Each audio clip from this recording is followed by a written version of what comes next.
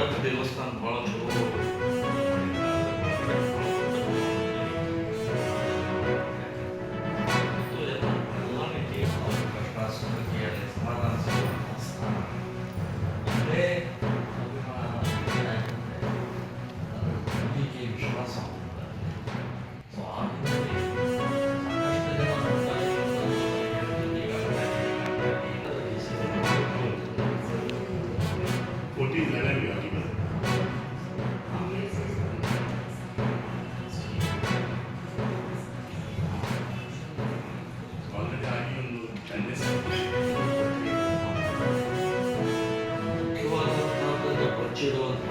BJP ಪಕ್ಷದಿಂದ ಬೃಹತ್ ಪ್ರತಿಭಟನಾ ಸಮಾವೇಶ ನಡೀತಾ ಇದೆ.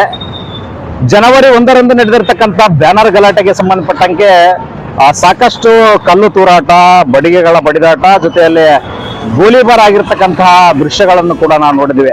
ಅದೇ ರೀತಿಯಾಗಿ ನೋಡೋದಾದ್ರೆ ಈ ದಿನ ಕೂಡ ನಮ್ಮ ಹಿಂಭಾಗದಲ್ಲಿ ನೋಡ್ತಾ ಇರಬಹುದು, ಸಾಕಷ್ಟು ಬ್ಯಾನರ್ಗಳನ್ನ ಹಾಕಿದ್ದಾರೆ. ಇಷ್ಟೆಲ್ಲ ಗಲಾಟೆಗಳಾದರೂ ಕೂಡ, ಗದ್ದಲಗಳು ನಡೆದರೂ ಕೂಡ ಈ ಬಿಜೆಪಿ ಪಕ್ಷದವರು ಕೂಡ ಈ ದಿನ ಸಾಕಷ್ಟು ಬ್ಯಾನರ್ಗಳನ್ನು ಹಾಕಿರ್ತಕ್ಕಂಥದ್ದು. ಎಲ್ಲೋ ಒಂದು ಕಡೆ ರಾಷ್ಟ್ರೀಯ ಪಕ್ಷಗಳು ಮಾಡಿರೋ ಮತ್ತೆ ತಪ್ಪುಗಳನ್ನು ಮಾಡ್ತಕ್ಕಂತಹ ದೃಶ್ಯಗಳನ್ನು ಕೂಡ ನಾವು ನೋಡ್ಬೋದು. ಇನ್ನು ಜಿಲ್ಲಾಡಳಿತ, ಜಿಲ್ಲಾ ಪೊಲೀಸ್ ಇಲಾಖೆ ಯಾವ ರೀತಿ ಕ್ರಮ ತೆಗೆದುಕೊಳ್ತಾನೋ ಅನ್ನೋದ್ರ ಬಗ್ಗೆ ನೋಡೋಣ. ಜೊತೆಲೆ ಈ ದಿನ ಈ ಬೃಹತ್ ಸಮಾವೇಶಕ್ಕೆ ಸುಮಾರು 1500 ಜನ ಪೊಲೀಸ್ ಇಲಾಖೆಯ ಅಧಿಕಾರಿಗಳು ಮತ್ತು ಸಿಬ್ಬಂದಿ ವರ್ಗಗಳನ್ನ ನಿಯೋಜನೆ ಮಾಡಿರ್ತಕ್ಕಂಥದ್ದು ನೋಡ್ಬೋದು.